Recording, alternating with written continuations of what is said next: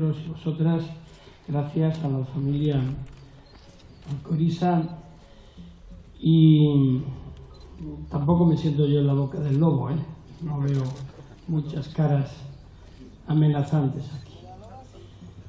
Mirad, lo primero que a mí se me ocurre es preguntarme por qué estamos aquí. Estamos aquí por dos razones fundamentalmente, aparte de acompañar a la familia y honrar a Teófilo.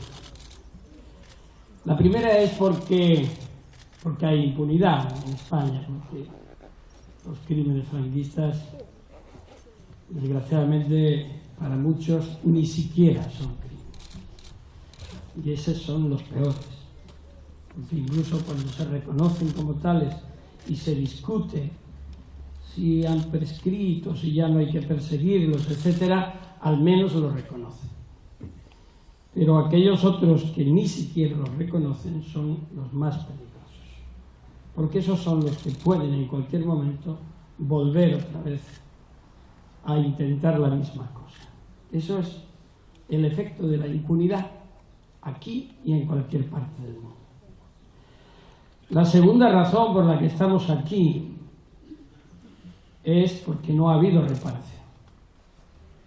Consecuencia de esa impunidad y de esa negación, siquiera después de la propia ley de memoria histórica de 2007, vemos cómo responsables políticos, como en este caso la alcaldesa de Valencia, Rita Barberá, porque hay que ponerle nombres y apellidos a la gente y no solamente exhibirlos en el balcón del ayuntamiento para la mascletá y para lo demás, que está muy bien, pero hay otros momentos, otros lugares en donde debería estar, y si no, por lo menos tomar unas decisiones diferentes a las de revictimizar permanentemente a las víctimas del franquismo, y en este caso a la familia Alcoriza, que no es ni más ni menos que una más de las 150.000 que todavía, o en gran parte, están esperando reparación. Solamente mencionar ese número causa pavor, y tener el récord mundial de impunidad como lo tiene España. Parece mentira que la falta de sensibilidad se instale de tal manera en algunos gobernantes, y en concreto en los gobernantes que hoy rigen los destinos de España y de esta localidad. Porque yo lo decía ayer en la tapia del cementerio este de Madrid, recordando también a las casi 3.000 personas fusiladas allí entre el 39 y el 45. ¿A qué le tienen miedo los políticos que se niegan sistemáticamente a reconocer los derechos de las víctimas? Las víctimas les provocan tanto terror. No hay en España, en esta España en la que algunas veces la corrupción ha sido galopante, fondos para hacer una excavación. ¿Realmente no lo hay, o lo que no hay es voluntad política? Finalmente, esa voluntad política a instancias de los grupos de izquierda en Valencia ha hecho que el ayuntamiento decida, acuerde por unanimidad que hay que hacer esa excavación. Pero esto, ojalá me equivoque, me suena a como cuando se aprueba una ley o un convenio internacional para justificar las conciencias, pero pensando en que nunca se va a aplicar y haciendo lo posible para que no se aplique. Que ahora entremos en una dinámica de que hace falta tal requisito o tal proyecto tiene que ser completado con la identificación de quién lo tiene que hacer, o que tiene que hacerse un proyecto arqueológico como si estuviésemos sacando los restos de la tumba de Tutankamón, me parece vergonzante. Me parece que no es aplicar ni el espíritu de una ley de memoria histórica, ni desde luego el espíritu de lo que debe de ser el derecho fundamental de las víctimas a la verdad, a la justicia y a la reparación como garantías de no repetición. Ese es un derecho fundamental y está reconocido como tal.